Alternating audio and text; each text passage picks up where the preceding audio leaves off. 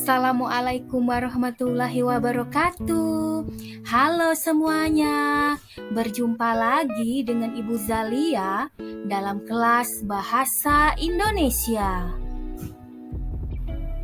Materi kita hari ini adalah tentang teks eksplanasi. Pengertian teks eksplanasi. Teks eksplanasi adalah teks yang menjelaskan suatu fenomena, baik itu proses atau peristiwa alam, sosial, ataupun budaya. Ciri-ciri teks eksplanasi: yang pertama, isinya faktual atau apa adanya. Yang kedua, bersifat ilmiah. Yang ketiga, bersifat informatif. Yang keempat, temanya memuat hal umum. Yang kelima, terdapat penyampaian urutan. Bersifat ilmiah, maksudnya di sini menjelaskan objek atau peristiwa yang dapat dipelajari menggunakan ilmu pengetahuan atau isinya termasuk karya ilmiah. Bersifat informatif, maksudnya isinya berupa informasi mengenai objek atau fenomena yang diberikan kepada orang lain atau pembaca. Temanya memuat hal umum. Sebagian besar pembahasannya memuat fenomena umum, sosial, dan objek lain. Lalu dijelaskan secara detail dengan bahasa yang mudah dimengerti atau mudah dipahami. Ciri-ciri teks eksplanasi yang terakhir terdapat penyampaian urutan, misalnya ke satu, kedua, ketiga, dan sebagainya. Struktur teks eksplanasi yang pertama, identifikasi fenomena atau pernyataan umum. Yang kedua, proses kejadian atau sebab akibat. Yang ketiga, ulasan atau interpretasi atau tesis.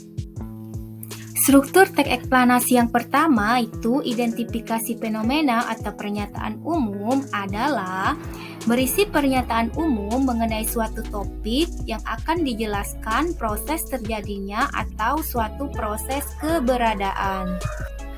Struktur teks eksplanasi yang kedua itu proses kejadian atau sebab akibat, yaitu berisi mengenai detail penjelasan suatu proses terjadinya yang disajikan secara urut atau bertahap dari yang paling awal hingga yang paling akhir.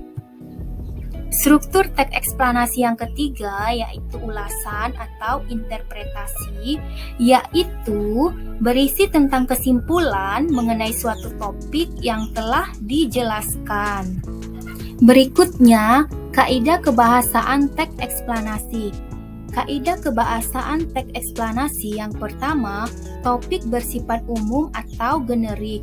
Yang kedua, menggunakan istilah-istilah ilmiah. Yang ketiga, menggunakan kalimat pasif. Yang keempat, sering menggunakan kata kerja material dan relasional. Yang kelima, menggunakan konjungsi kausal dan waktu. Kaidah kebahasaan teks eksplanasi yang pertama itu topik bersifat umum atau generik. Maksudnya bukan partisipan manusia, misalnya gempa bumi, banjir, gunung meletus, hujan, dan udara. Kaidah kebahasaan teks eksplanasi yang berikutnya yaitu menggunakan istilah-istilah yang ilmiah. Contohnya evaporasi yaitu penguapan, hidrologi yaitu siklus air, dan lain-lain. Kaidah kebahasaan teks eksplanasi yang berikutnya yaitu menggunakan kalimat pasif. Kalimat pasif adalah kalimat yang subjeknya dikenai suatu perbuatan atau aktivitas. Predikat kalimat pasif menggunakan di, ter, ke, dan kata ganti. Contohnya, banjir bandang itu diakibatkan oleh aktivitas manusia yang membuang sampah sembarangan. Kata diakibatkan adalah kalimat pasif. Kaidah kebahasaan teks eksplanasi yang berikutnya yaitu sering menggunakan verba material dan verba relasional. Verba material adalah verba atau kata kerja yang melakukan tindakan fisik. Contohnya, memukul, menendang, memotong, menulis, mencuci, dan lain-lain. Sedangkan untuk perba relasional adalah perba atau kata kerja yang berperan sebagai penghubung di dalam kalimat. Contohnya, Arisa merupakan siswa terpandai di kelasnya. Merupakan adalah perba relasional karena menghubungkan antara subjek dengan pelengkap. Kaidah kebahasaan teks eksplanasi yang terakhir adalah menggunakan konjungsi kausalitas dan waktu. Konjungsi kausalitas adalah kata yang menghubungkan sebab dan akibat dari suatu peristiwa. Contoh, sebab, karena, oleh karena itu, dan lain-lain. Sedangkan untuk konjungsi waktu adalah konjungsi yang berfungsi untuk menjelaskan hubungan waktu dari sebuah pernyataan. Contohnya, kemudian, lalu, setelah itu, akhirnya, dan lain-lain. Sekian untuk pembahasan kita pada hari ini. Terima kasih sudah menonton.